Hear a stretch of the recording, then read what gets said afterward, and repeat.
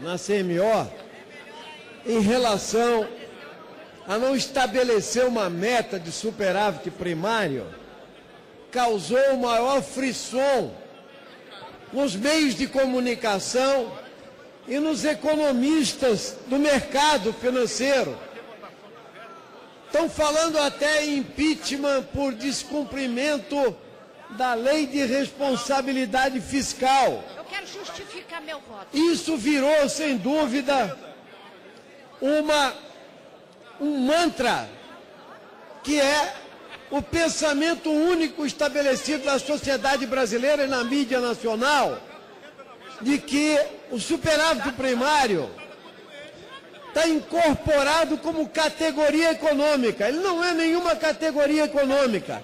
Foi uma imposição do Fundo Monetário Internacional, foi uma imposição de uma lógica de governabilidade para atender ao grande capital financeiro internacional, foi uma lógica para atender às agências de risco que mentem descaradamente e se desmoralizam quando interessa. E é por isso, senhor presidente, que nós estamos aqui, e eu quero deixar registrado nessa casa, que há outros pontos de vista nesse debate.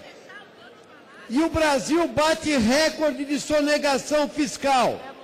Quero colocar aqui nesse momento que a previsão, inclusive, de sonegação fiscal para esse ano ultrapassa 500 bilhões de reais, que deixarão de ser recolhidos, ou seja, 20,48% a mais do que os 415 bilhões que foram desviados dos cofres públicos em 2013, senhor presidente.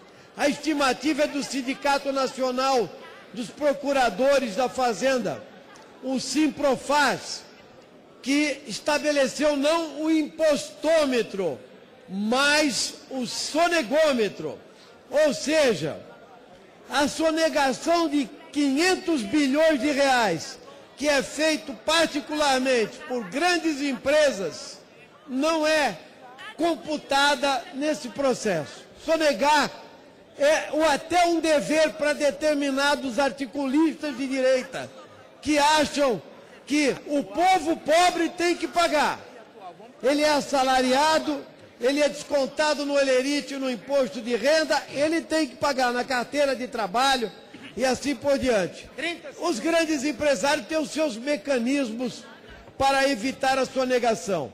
E mais, ninguém fala em época de discussão de orçamento público que a dívida vai consumir 910 bilhões de reais, equivalente a 50% do orçamento da União, ou seja, 3 bilhões por dia. Isso ninguém diz. E estão pedindo mais superávit primário, mais economia de recursos, para quê? Para pagar a dívida. O superávit primário representa só 10% do que vai se gastar para pagar juros e amortizações da dívida pública brasileira.